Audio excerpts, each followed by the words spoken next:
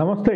ఈరోజు టాపిక్లో Andhra Pradesh charitable trust రాష్ట్ర ప్రభుత్వాలు ప్రజలకు పథకాల రూపంలో చారిటీ చేస్తున్నాయి. అయితే కొత్తగా వచ్చిన ప్రభుత్వం కూడా సేమ్ యాజ్ జగన్మోహన్ రెడ్డి గారు ఏదైతే గతంలో పెన్షన్లు కానీ లేదా డిఫరెంట్ స్కీమ్స్ ద్వారా చారిటబుల్ సర్వీసెస్ చేశాడో అంటే వాళ్ళు ఏమనుకున్నారంటే ప్రభుత్వ సొమ్ముని ప్రజలకు ఉదారంగా పంచిపెట్టడం ద్వారా ప్రజల మన్ననలు పొంది రాబో కాలంలో ఈ ప్రజలు వారి ఓటర్లుగా మారే అవకాశం ఉందని నమ్మడం జరిగింది. అలాగే కూడా జరుగుతూ ఉంది. అయితే ఈ ఆంధ్రప్రదేశ్ చారిటబుల్ ట్రస్ట్ సర్వీసెస్లో భాగంగా జగన్మోహన్ రెడ్డి గారు 5 సంవత్సరాలు అద్భుతమైన సంక్షేమం అనేటటువంటి ఒక సిస్టమ్ని కంటిన్యూ చేశాడు ఆంధ్రప్రదేశ్. ఈ సంక్షేమం కంటిన్యూ చేయడం లేదా ఈ సంక్షేమం చెయ్యాలి అని చెప్పడంలో ప్రధాన భూమిక పోషించినటువంటి మాకు తెలిసి అడ్వైజరీ కమిటీ ఐపాక్. ఈ ఐపాక్ అనేటటువంటి ఒక సంస్థ బేసిక్గా ఈ రాజకీయ పార్టీలకు సలహాలు సూచనలు అంటే రాజకీయపరమైన ఎత్తుగడలు వేయడానికి కావాల్సినటువంటి సరంజామాను తయారు చేస్తుంది. అయితే ప్రశాంత్ కిషోర్ స్టార్ట్ చేసినటువంటి ఐపాక్ భారతదేశంలో బాగానే గుర్తింపు పొందింది. ఎందుకంటే మోడీ గారికి ఆ రోజుల్లో రాజకీయ సలహాదారుడుగాను రాజకీయ అవసరాలకు తగ్గట్టుగా కొన్ని సలహాలు ఇవ్వడం ద్వారా మోడీ సక్సెస్ఫుల్ అయ్యాడని, so Prashant Kishor is one of the best political advisor అని చెప్పేసి ఆంధ్రప్రదేశ్లో జగన్మోహన్ రెడ్డి గారు పెట్టుకోవడం జరిగింది. టు బి ఫ్రాంక్ ఏంటంటే వాస్తవంగా రాజశేఖర్ రెడ్డి గారి లెగసీని కొనసాగించడానికి వచ్చినటువంటి జగన్మోహన్ రెడ్డి స్వతహాగానే తండ్రి తాలూకు ఓటు బ్యాంక్ అంతా తను ట్రాన్స్ఫర్ కావడం జరిగింది. ఆల్మోస్ట్ రాష్ట్రంలో 2 పార్టీలు ఉన్నాయి, తెలుగుదేశం, కాంగ్రెస్ పార్టీ. సో ఏ రోజైతే కాంగ్రెస్ పార్టీ నుంచి జగన్మోహన్ రెడ్డి బయటికి రావడము, తండ్రి మరణము ఇవన్నీ తర్వాత ఆ కాంగ్రెస్ పార్టీలో ఉన్నటువంటి కేడర్ అంతా కూడా జగన్మోహన్ రెడ్డికి ట్రాన్స్ఫర్ అయింది. అంటే అప్పటికే 40% ఓటు బ్యాంకు జగన్మోహన్ రెడ్డి ఖాతాలో ఉంది.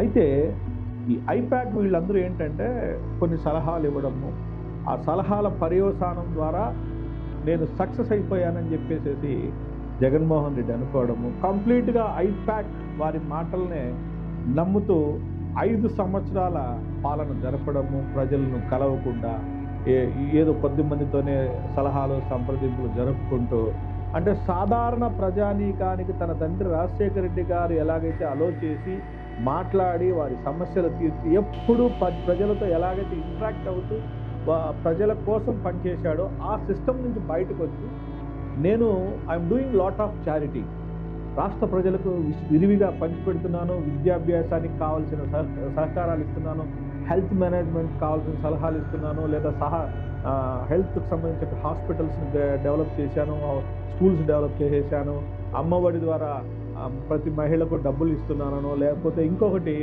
ప్రతి ఊరిలో వాలంటీర్ సిస్టమ్ పెట్టేసేసి నేను చేసేసాను. సో దట్ నాకు ప్రతి వాలంటీరు నా ఓటర్ శాతాన్ని గణాంకాల రూపంలో సేకరించి ఐపాక్, తద్వారా ఐపాక్ ఒక పూర్తి ఐపాక్ అనేది ఏం చేసిందంటే ఈ ఓటర్స్ ఏదైతే ఈ వాలంటీర్స్ ఉన్నారో వాళ్ళ సలహాని సో వీళ్ళంతా కలెక్ట్ చేసి మన ఓటు బ్యాంక్ పదిలం చేసుకునే ప్రయత్నం ఓవరాల్గా జరిగింది. ఏంటంటే చారిటీ చేసే వాళ్ళను చారిటబుల్ ట్రస్ట్ వాళ్ళలాగానే చూస్తారు, రాజకీయాలు చేసే వాళ్ళను రాజకీయ నాయకులుగానే.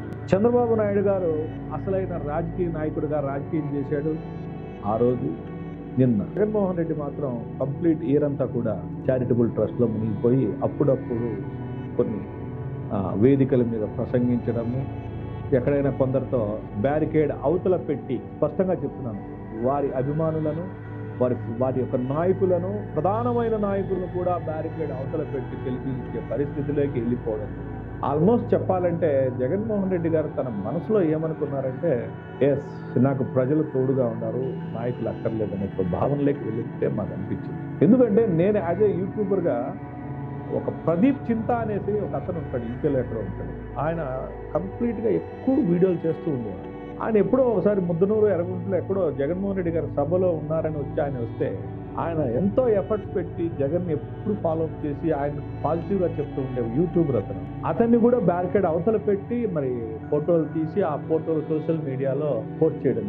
అంటే జగన్మోహన్ రెడ్డి గారు తన ఫాలోవర్స్ ఇచ్చే వాల్యూ తన కోసం కష్టపడి తన కోసం ఎంతో మెటీరియల్ సేకరించి యూట్యూబ్ వీడియోలో లేదా ఆయన పుష్ చేస్తున్న జగన్ గారికి సపోర్ట్ చేస్తున్నటువంటి వాళ్ళకి చేసింది ఏందో తెలియదు. కేవలం ఐప్యాక్ నమ్ముకొని జగన్మోహన్ రెడ్డి ప్యాకప్ అయిపోయాడు, తన కెరీర్ని ప్యాకప్ చేసుకున్నాడనే నాలాంటి యూట్యూబర్ అనుకోండి, జర్నలిస్ట్ అనుకోండి పూర్తి అభిప్రాయం. ఇంతే కాకుండా కేవలం ఐప్యాక్ చేసిన సలహాలతోనే సక్సెస్ అయ్యానని అనుకుంటే జగన్మోహన్ రెడ్డి పప్పులో కాలేశాడు. అందువల్ల ఈరోజు ఓడిపోయాడు. ప్రజలతో తను మమేకమై ప్రజల యొక్క అభిప్రాయాలు సేకరించాలి, తన ఉద్యోగుల అభిప్రాయాలు సేకరించాలి, తనతో పాటు పనిచేస్తున్న రాజకీయ నాయకుల అభిప్రాయాలు సేకరించాలి, లేదా తన కార్యకర్తలు ఏమనుకుంటున్నారు అనేటటువంటి అభిప్రాయాలు సేకరించాలి. ఆ అభిప్రాయాలకు విలువలు ఇవ్వాలి, ఆ అభిప్రాయాల యొక్క సూచనలను అమలు అయ్యే విధంగా అవకాశం ఉంటే అమలు చేయాలి, లేదా తను మారాల్సిన అవసరం ఉంటే తను మారి ఆ విధంగా మార్పును ప్రజలకు చూపించి నేనున్నాను మీకోసం, నేను చేస్తాను మీకోసం అనేటటువంటి భరోసానైతే కల్పించాలి. అలాంటి భరోసా ప్రజలకైతే కలిగిందేమో కానీ ఇది పెన్షన్దారులు, లేదంటే ఒక రేషన్ కార్డుదారులు, లేదంటే ఈ ఆరోగ్యశ్రీ కార్డు తీసుకునే వాళ్ళకైతే భరోసా కలిగిందేమో కానీ ఆ పైన ఉన్నటువంటి మిగిలిన 60% లేదా 70% వర్గాలకు జగన్మోహన్ రెడ్డి గారికి ఎక్కడా భరోసా కల్పించకపోగా వ్యవస్థలో వాళ్ళు అవసరం లేని వారిలాగా తయారయ్యారు. I'm not talking about me మినిస్టర్లు, మీ ఎమ్మెల్యేలు. జగన్మోహన్ రెడ్డి గారి మినిస్టర్లు, జగన్మోహన్ రెడ్డి గారి కార్యవర్గంలోని ఎమ్మెల్యేలు అంతా కూడా డబ్బులు సంపాదించుకున్నారు. They are well off. వాళ్ళ గురించి ఆలోచించే స్థితి మధ్యతరగతి వారికి ఎవరికీ లేదు. కేవలం నేను మాట్లాడేది ఏంటంటే, మిమ్మల్ని నమ్ముకొని వీధుల్లో, వాడల్లో, గ్రామాల వారీగా పరిగెత్తిన వాళ్ళ గురించి మాత్రమే మాట్లాడుతున్నాను.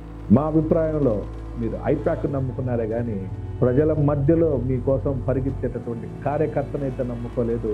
అలాగే మీ తండ్రి స్థాయి రాజకీయ చతురత అయితే కనబరచలేదనేది నా అభిప్రాయము. పోగా ఏనాడు మీరు చారిటబుల్ సిస్టంలోనే చూశారు కానీ మీ charitable system along with IPAC రెండింటిని నమ్ముకొని మీరు చివరికి ప్యాకప్ అయిపోయినారనేది నా అభిప్రాయం.